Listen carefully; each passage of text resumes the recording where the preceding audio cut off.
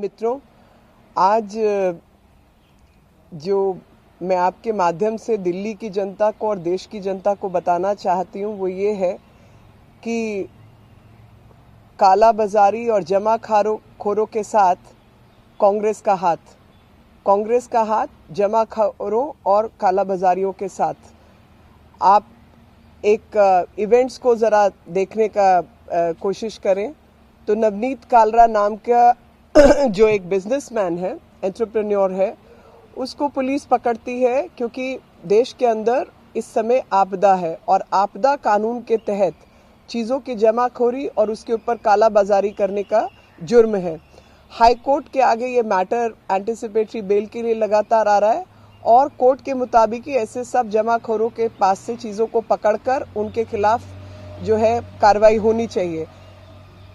कई जगह पर आपको खबर मिली होगी कि कहीं पे 500 कॉन्सेंट्रेटर पकड़े गए, कहीं पर 100 कॉन्सेंट्रेटर पकड़े गए, लेकिन अगर इसकी आप सही गिनती करेंगे तो 7,500 कॉन्सेंट्रेटर जो है वो नवनीत कालरा और खन्ना जो मैट्रिक्स चलाते हैं उनके गैंग के द्वारा उपलब्ध किए गए थे और 7,500 कॉन्सेंट्रेटर्स की कीमत जो है वो 13 करोड़ है और उस कॉन्सेंट्रेटर्स को ये काला बाजारी कर रहे थे और जमाखोरी कर रहे थे क्योंकि आज आपदा के समय पर जहां 7,500 लोगों को इसका लाभ मिल सकता था दिल्ली में, वहां ये जमाखोरी करके बैठे हुए थे और जानबूझ के दिल्ली में किल्लत पैदा की हुई थी।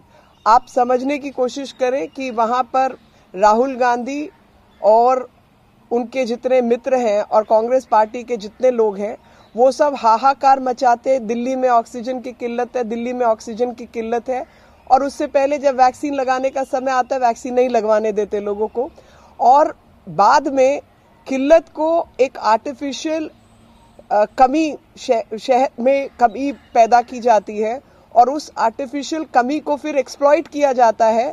कांग्रेस के लोग पाए जाते हैं कॉन्सेंट्रेटर्स की चोरी करते हुए और उसकी काला बाजारी करते हुए और जमाखोरी करते हुए, और ये नवनीत कालरा वही नवनीत कालरा हैं जिनका सीधे तौर पर जो रिश्ता है वो कांग्रेस पार्टी से है।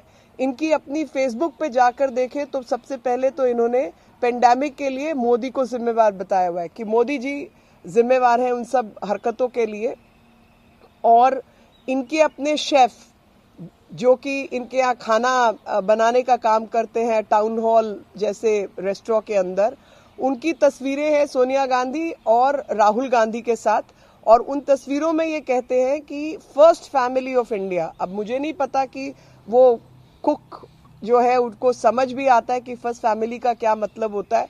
फर्स्ट फैमिली ऑफ इंडिया जो है वो राष्ट्रपति जी का परिवार है आज के समय पर, और फर्स्ट फैमिली ऑफ इंडिया कह के उनके साथ तस्वीरें हैं। उससे पूर्व में अजय माकन जब नई दिल्ली से सांसद थे और अर्बन डेवलपमेंट मिनिस्टर थे तो अर्बन डेवलपमेंट मिनिस्टर के हाथ में 2 नॉमिनेशंस होती हैं गोल्फ क्लब की।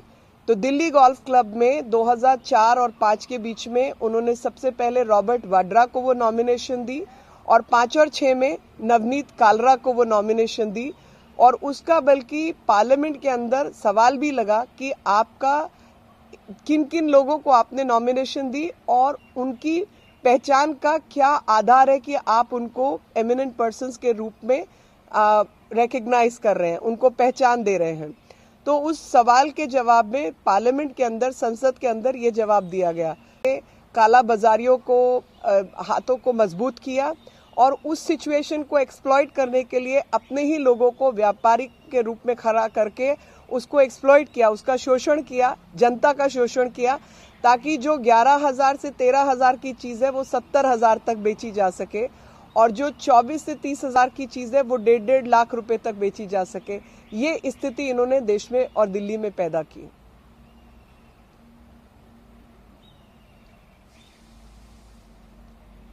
Friends, I'm here to explain to you that Congress's hand is always with the black marketeers and hoarders, and this is evident from the events which have unfolded themselves.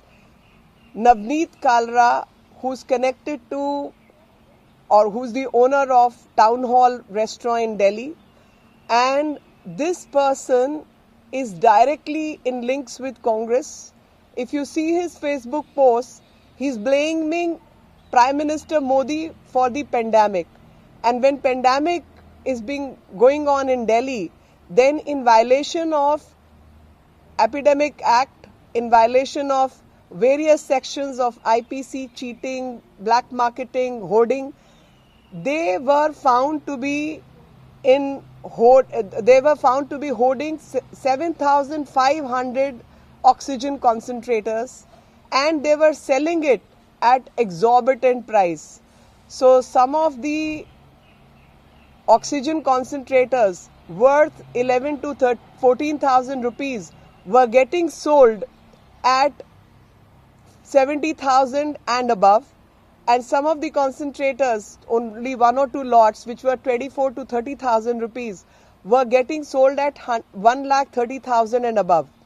Now, these are the people who are directly linked with Congress party. If you see the cook or the chef at town hall, he has got pictures with Sonia Gandhi and Rahul Gandhi, calling them the first family of India. Now, I was very surprised. Either the person doesn't know what first family means. The first family of India is the president's family. But this is how the sycophants have been operating in this city and the country, that they call a former Congress leader's family as first family. The other aspect is that when Mr. Ajay Maken, a former MP from New Delhi, was the urban development minister, he had the authority to nominate 2 people to golf club, Delhi Golf Club. And in Delhi Golf Club, he first nominated Mr. Robert Vadra in the year 2004 and 5. And in the next year, 2005 and 6, he nominated Navneet Kalra. Now, these are the direct Congress connections, that these people have been found to be people of eminence to be nominated to golf club by none other than the former MP and Minister of Congress party, Mr. Ajay Maken. The third connection to the Congress party is that the leader and the Rajya Sabha member of Congress party, Abhishek Manu Singhvi, is found to be defending them in the court.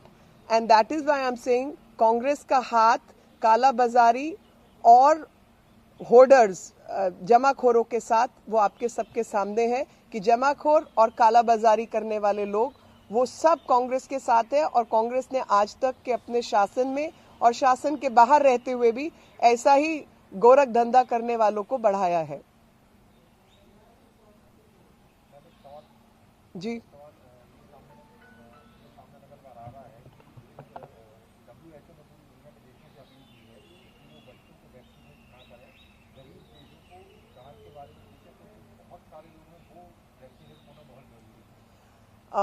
ये बात मैंने पहले भी कल भी कही थी और मैं दोबारा आपके माध्यम से देश को ये बताना चाहती हूँ कि जो बच्चे हैं और ख़ास तौर पे जवान व्यक्ति हैं, उनके शरीर में इम्यूनिटी होती है, उनके शरीर में ताकत होती है बीमारियों से लड़ने की। और जो सबसे ज़्यादा वल्नरेबल ग्रुप है, यानी जो ज़्यादा उम्र के लोग हैं, उन सब लोगों के शरीर में वो क्षमता कम होती है। तो जब आपके पास संख्या वैक्सीन्स की कम है, उस संख्या को आप किसके लिए पहले इस्तेमाल करेंगे? जिसके शरीर में ताकत है बीमारी से लड़ने की, या जो निर्मम है, जिसके शरीर में उतनी क्षमता नहीं है, अक्षम है उस बीमारी से लड़ने के लिए, उसको पहले बचाने की जरूरत है। तो जिनके, मेरे हिसाब से ये सुपरफ्लुअस है जब हम छोटे बच्चों को या जवान लोगों को वैक्सीन लगाते हैं, क्योंकि वो तो बीमार होके भी ठीक हो जाते हैं, उनके शरीर में ताकत है। लेकिन जब वैक्सीन कम है, मान लीजिए एक सेंटर के ऊपर 200 वैक्सीन ही लग सकती है एक दिन में, वो 245 से ऊपर उम्र वालों को लगनी है ताकि वो लोगों का जीवन बच सके जो 45 से ऊपर हैं और अधिक वल्नरेबल हैं, अधिक उनको बीमार होने की चांसेस हैं। तो उनमें से अगर आपने 50 वैक्सीन जवान बच्चों को या 18 से 45 वालों को लगाई, तो जो 45 से ऊपर वाले उनके लिए 50 वैक्सीन कम हुई।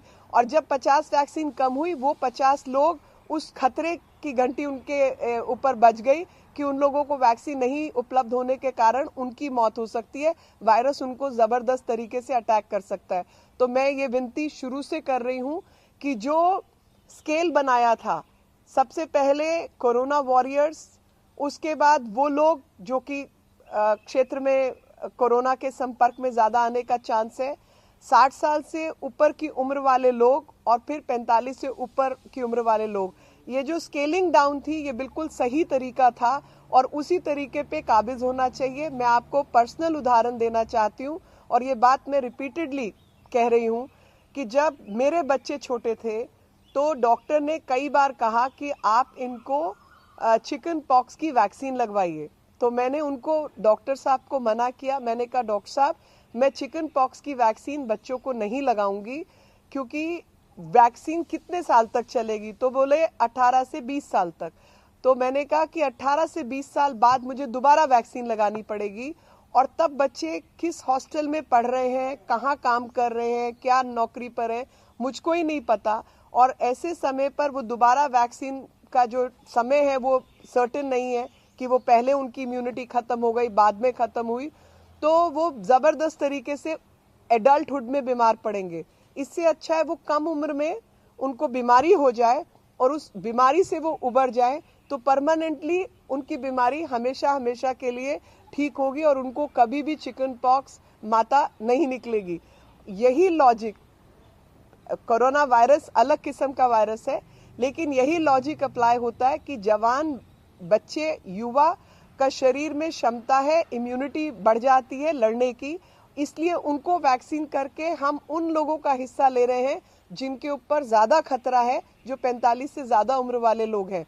तो पहले देश में और पूरे विश्व में बल्कि 45 से ऊपर वाले लोग जो हैं उनको वैक्सीनेट होने दीजिए और उसके बाद जो एस्केलेशन है उसको स्केलिंग डाउन कर सकते हैं। या युवाओं में उन युवाओं को आप पहले इस कैटेगरी में डाल सकते हैं जिनको एड्स है, डायबिटीज है या किडनी प्रॉब्लम है, जिनको भयंकर बीमारियां हैं, उनको भी इस वल्नरेबल कैटेगरी में डाला जा सकता है। लेकिन सब युवाओं को इस वैक्सीन की जरूरत भी नहीं है। तो WHO ने जो कहा है वो बिल्कुल ठीक कहा है। मैम, पी चिदम्बरम ये आरोप लगा रहे हैं कि 4 हफ्ते पहले CWC ने मांग की थी कि कोवैक्सीन के लिए जो कंपलसरी लाइसेंस है वो प्राइवेट किसी और लोगों को भी दिया जाए। 1 महीने का आपकी सरकार ने देर किया है, अब वो जागे हैं। पी चिदम्बरम बोल रहे हैं क्यों देश की जनता के साथ खिलवाड़ कर रही है आपकी सरकार?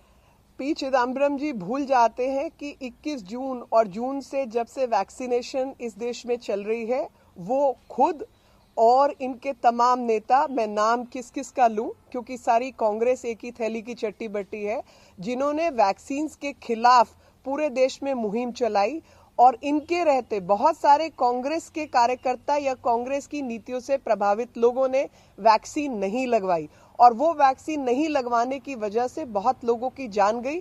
अगर 60 से ऊपर वाले लोगों को वैक्सीन लग गई होती तो इस देश में इतने सारे लोगों की जान नहीं जाती और 45 से ऊपर वालों की लग गई होती तो तब भी जान नहीं जाती।